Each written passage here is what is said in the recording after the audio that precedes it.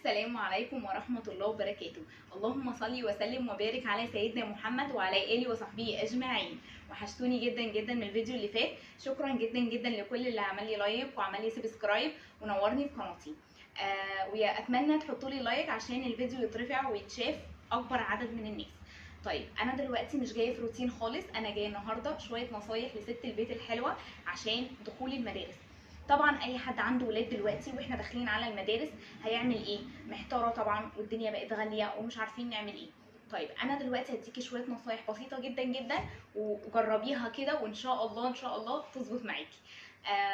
طبعا انا دلوقتي ابني في المرحله بتاعه ابتدائي، كي جي، اعدادي، ثانوي، ايا كان.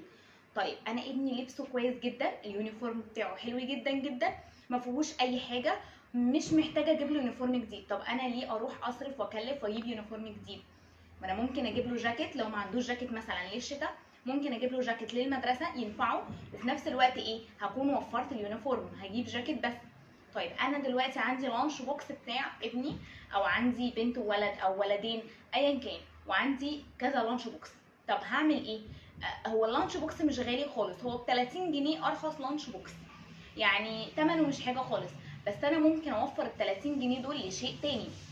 ليه؟ لان في دخول المدارس بنحتاج حاجات كتير جدا جدا، وادوات واستلزامات المدرسه والحاجات ديت، فطبعا الموضوع بيبقى صعب علينا كلنا.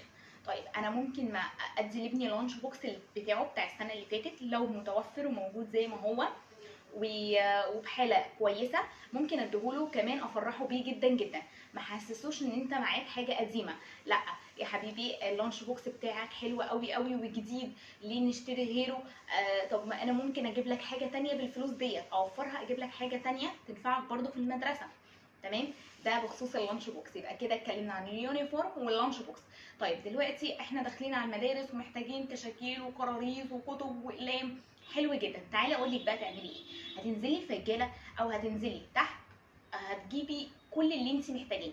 اولا في كتب مستعمله بحاله جيده جدا جدا جدا، بحاله كويسه قوي قوي، تقدري تجيبيها، بتبقى ارخص الثمن، بتبقى بنص ثمن الكتب الجديده، وما بيبقاش فيها خدشه، بتبقى حاله كويسه جدا، يعني ما فيهاش اي حاجه، وعادي جدا هيروح بيها المدرسه او هيروح بيها الدرس وهيبقى عادي جدا. تمام؟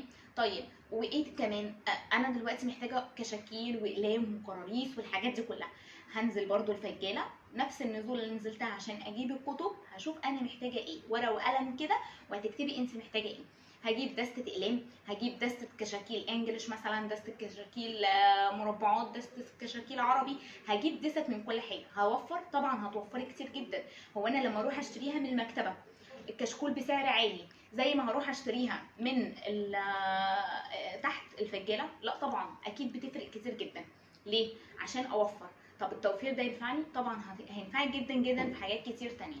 طيب ماشي، انا دلوقتي متوفر معايا ان اجيب لابني لانش بوكس ويونيفورم وكل حاجه هو محتاجها عشان ادخل ابني المدرسه، وهو جايب حاجات جديده. تمام جدا جدا. هعمل ايه في الحاجات القديمه؟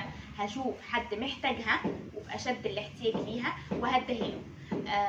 وده طبعا هيبقى ثواب كبير جدا منك هتاخديه، وكمان هتكوني من جواكي مبسوطه انك عملتي حاجه فرحت طفل مش هتقدر تتصرف مثلا وتجيب له يونيفورم او لانش بوكس او شنطه. يعني الشنط غاليه جدا، اقل شنطه ب 230 جنيه، اقل شنطه، اقل شنطه. طب ما انا ممكن لو ابني شنطته كويسه استخدمها له. طب لو مش عايزه ان انا اوديه بيها وهي بحاله جيده جدا، لا اتبرع بيها لحد تاني وهيفرح جدا جدا جدا بالحاجه. ودي كده تكون شويه نصايح بسيطه لست البيت الحلوه. ما تنسوش تضغطوا لي لايك وتعملوا لي سبسكرايب. بصوا انا عارفه ان التصوير مش احسن حاجه، بس قدام شويه هحسن اكيد من التصوير عشان يبقى اوضح والصوت كمان يبقى اعلى. شجعوني بلايكات كتير عشان الفيديو يترفع ويتشاف، ونوروني في قناتي يا احلى بنات. باي باي.